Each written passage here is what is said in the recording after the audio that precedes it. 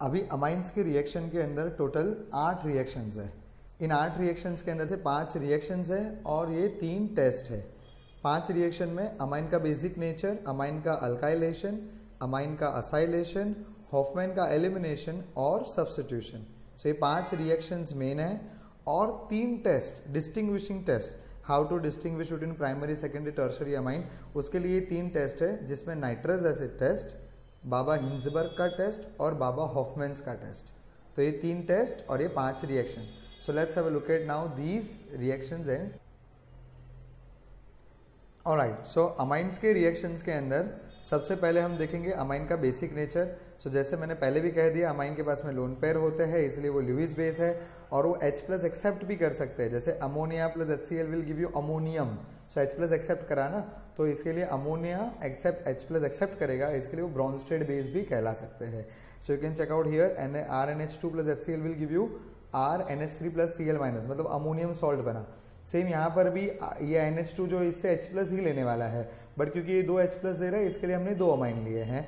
So it will form an ammonium and then there is a sulphate. Similarly here ammonium acetate. So ये हो गया amine का basic nature. Now coming on to Hofmann exhaustive alkylation. तो ये जैसे हमने Hofmann का ammonolysis करा, एग्जैक्टली सेम है। प्राइमरी अमाइन RX से फर्दर रिएक्ट करेगा, so it will form RNHR। Secondary amine एक और H से रिप्लेस होएगा, that is tertiary amine. Lone pair जो यहाँ पर बचे हुए हैं ये भी रिप्लेस हो जाएगा, that is called as a quaternary ammonium salt. Alright, तो ये टोटल यहाँ पर आपका एग्जॉस्टिव अल्काइलेशन हुआ। सो याद रखना है प्राइमरी अमाइन रहेगा, so you need 3 mole of alkyl halide, that means primary से सेकेंडरी, सेकेंडरी से टर्शरी, टर्शरी से क्वाटरनरी, तो total 3 mole of RX consume होगा। जबकि सेकेंडरी रहेगा तो it will consume only 2 mole of RX, and if it is a tertiary it will consume only 1 mole of RX. So it is Hofmann's exhaustive alkylation.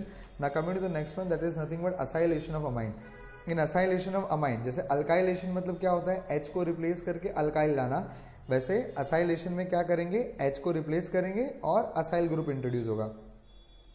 तो यहाँ पर हमने देखा NH2 है, तो उसका एक H और ये Cl, HCl साइड में हो गया और ये RC डबल बॉन्डो ग्रुप यहाँ पर जुड़ गया, that is N alkyl amide. ये अमाइड है, RC डबल बॉन्डो NH, ये अमाइड है, जो सब्स्टिट्यूटेड अमाइड इसे आप कह सकते हो। अनलाइक अल्काइलेशन, जैसे अल्काइलेशन में कैसे कि 1 बार 2 बार 3 बार वो चलते ही जाते हैं क्वार्टरनरी तक, वैसे असाइलेशन में नहीं होगा। असाइलेशन में आप प्राइमरी अमाइन लोगे तो भी एक ही बार असाइलेशन होगा और सेकेंडरी लोगे तो भी एक ही बार असाइलेशन होगा। So this is acylation of amine.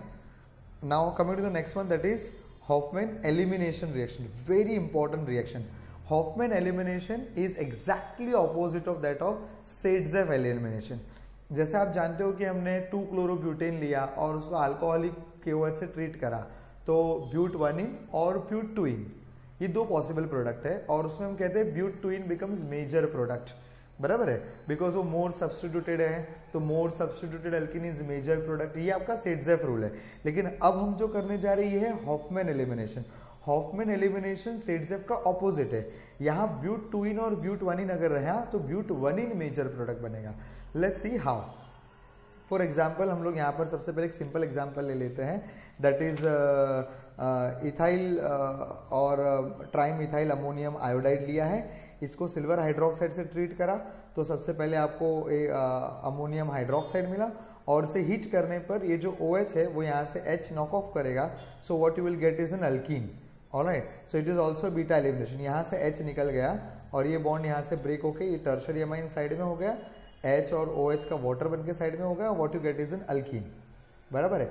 And as I have mentioned, less substituted alkene is major product. So ये आपका हॉफमैन एलिमिनेशन है।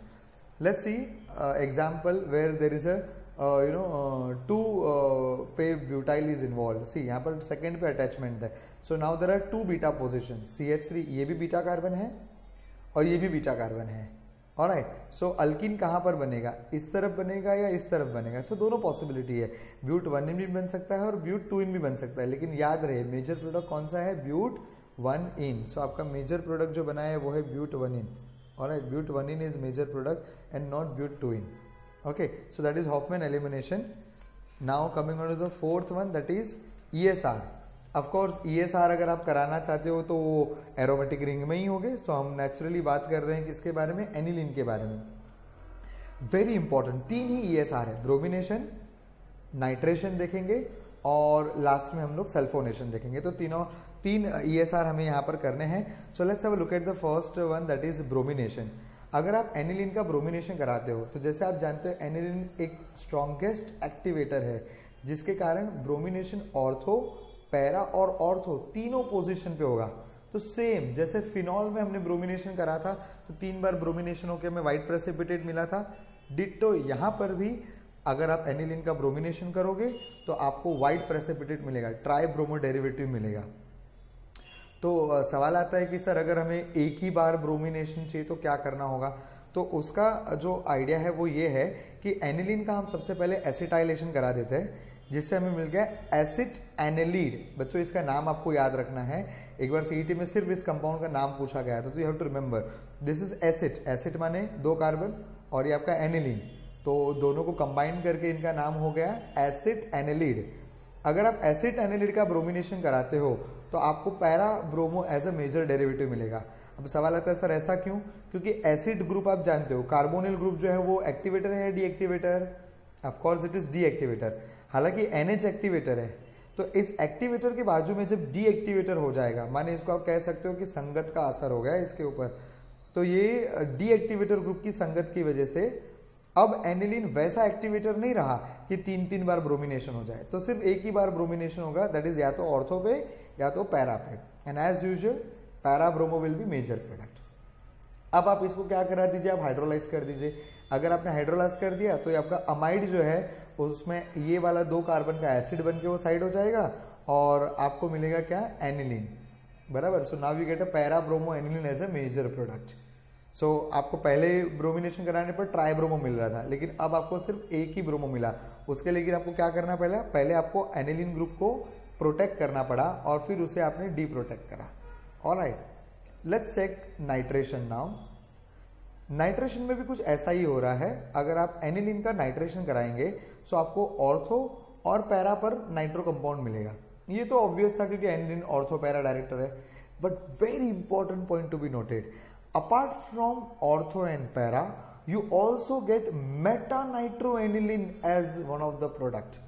Now the question arises कि सर एनिलीन तो मेटा डायरेक्टर नहीं है, वो तो ऑर्थो पैरा डायरेक्टर है, तो मेटा पर कैसे नाइट्रो आया? तो ध्यान रहे बच्चों, एनिलीन को हमने एसिडिक मीडियम में डाला है और एसिडिक मीडियम में बेस क्या करता है, सॉल्ट बनाता है। तो एनिलीन का इंटरमीडिएट बनता है एनिलीनियम, और ये एनिलीनियम जो है वो मेटा डायरेक्टर है, इसलिए आपको considerable amount of Meta nitro derivative भी मिलेगा। एंड सो यहाँ पर आपको ऑर्थो पैरा मेटा सब मिक्सचर में मिल रहा है, एंड कोल टार भी आपको इसके अंदर साथ में मिलेगा। तो if you want only para as a major product then what to do, same thing जैसा हमने ब्रोमिनेशन के लिए करा, हम पहले एनिलीन लेंगे, इसका एसिटाइलेशन कराएंगे जिससे हमें मिलेगा एसिड एनिलीड, और ये एसिड एनिलीड संगत की असर की वजह से अब कम एक्टिवेटर है, जिसके कारण आपको मेटा पर एक ही नाइट्रो मिलेगा। और फिर आप क्या करेंगे, इसका हाइड्रोलिसिस कर दो। हाइड्रोलिसिस कर दोगे तो आपका जो ये अमाइड, ये जो एसिड ग्रुप है वो एसिटिक एसिड बन के साइड हो जाएगा, अमाइड का हाइड्रोलिसिस होकर आपको ये अमाइन ग्रुप मिल गया।